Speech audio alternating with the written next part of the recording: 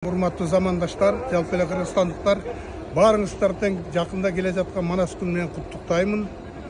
Манас болбосо, Манас кыргыздын тетиги ал мустактан бери келе жаткан кыргыздын сакталып калышына, кыргыздын кыргыз болуп калышына бирден бир Манас атабыздын эмгеги зор. Ошону менен бирге эле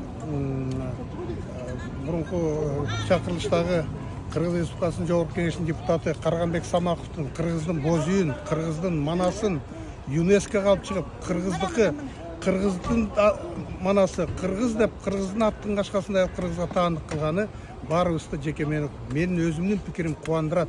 Жана жалпы эле элдин түшүнүгү эле бизге айтып жүргөнү бул тим эле баа жеткис ЮНЕСКОга катталып калганы кубандырат. Бул эч кандай баягы калп айтууга же болбосо бир туура эмес түшүнүккө жатпайт. Манас деп барып жашап келатабыз, урматтууларым. Өткөндө да колдоо калдык эле Карганбек Самаковду сыйлыкка көргөзгөнү колдоймун.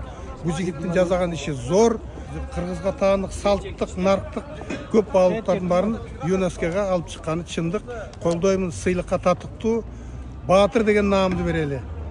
Ушул карыялар, пенсионерлердин бир жаңы ачылган курултай съезди болду. Көп маселелер каралды.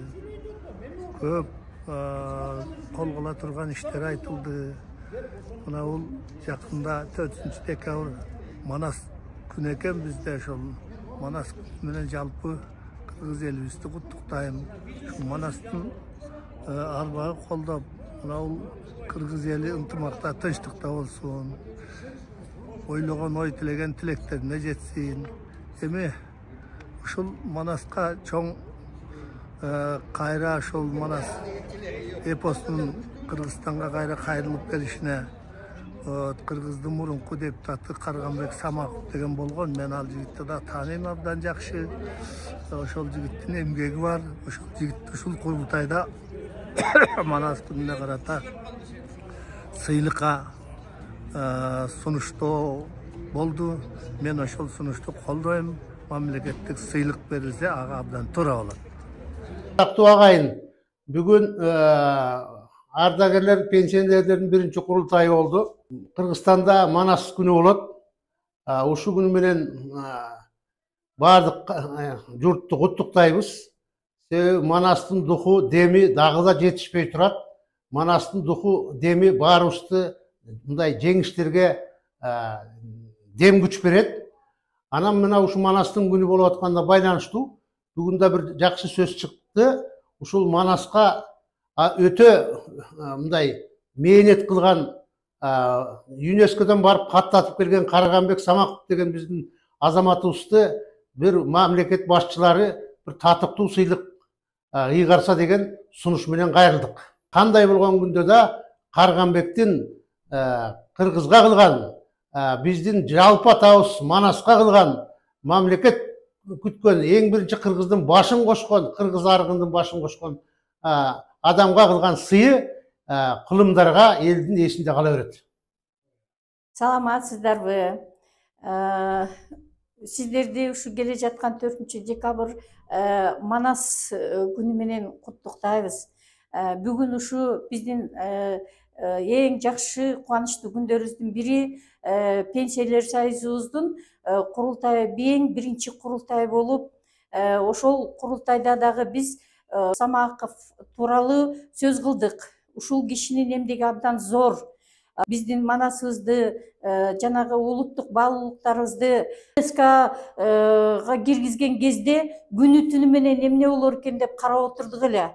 Ушул кабыл алынды дегенден кийин кубанычыбыз койнубузга батпай, көз жүзгө да жаш алганбыз. Мына ошол адамдын эмгеги бааланып, өкмөттүк жогорку сыйлыктарга ээ болсо деген биздин тилегибиз чоң. Ошол көзү тирисинде жакшы адамдарыбызды, ошол мээнет кылган жакшы иштерди, элибизди, журтубузду атын чыгарып, жакшылык менен адамдарды бааласак, бизге абдан жакшы болот эле. Биздин пенсионерлердин тилеги ошол. Мына бүгүн Кудай буйруп ушул жалпы ардагерлердин курултайында катыштык. Абдан жакшы өттү, абдан маданияттуу. Бул баягы улуу муундагы адамдар экенбиз. жерде баягы бизди негизи ардактуу эс алуудагы деп коет. Баягы канчалык мамлекет үчүн, эл үчүн учурунда эмгектенип ушуларга жеттик деп сыймыктанабыз. Биз үчүн бул чоң сыймык.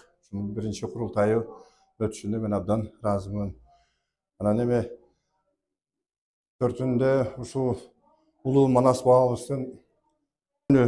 Ошо бабабыздын ар дайым арбагы ыраазы болсун. Баягы элибизди, журтубузду колдоп жүрсүн, сактап жүрсүн. Биз ар дайым ушул бабабыз үчүн, Манас бабабыздын сыймыктанабыз, бабабыздын баран.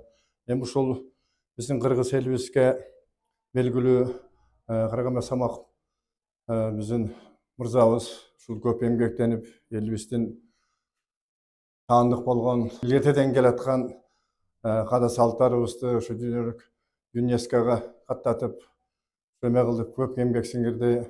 Манас эпосунун 3-жылдыгындагы дүйнөлүк эмеге таанылтып, ЮНЕСКОга киргизди. Мындай эмгеги бааланса деп ойлойбуз. Ушу бааланып мамлекет дагы ушул жакшы бир эмеде кылып, ушу сыйлыктарга, жогорку сыйлыктарга бир татыктуу бир эме кылып, бир оюна эсин алып коебуз деп ойлойбуз. 4-декабрь Манас күнү келатат. Ошону кыргыз элинин жалпы кыргыз элин Манас күнү менен куттуктап, Манас атабыздын арбагы колдосун сыйлап, ошол Манас атабыздын жолун жолдойлу. Урматбек Шаргазиев, Кочкор районунан. Ардагерлердин союзу түзүлүп, ошол жерде жанагы Каргамбек Самаковду сыйлыкка көрсөтүү сунушу түштү. Биздин пенсионерлер союзунун мүчөлөрү колдоого алып, бийликке сунуш катары жиберип атабыз. Шуну кабыл алып, туура кабыл алат деген ойдомун. Урматсыздарбы, урматтуу кыргыз элим. Бүгүн биздин Кыргызстандагы пенсионерлер фондунун курултайы өтүп жатат. Ушул курултайда биз жакында келе турган Манас күнүнө дагы көңүл буруп, ошо талас жергесинен келген ардактуу пенсионерибиз бир жакшы демилгени көтөрүп чыкты.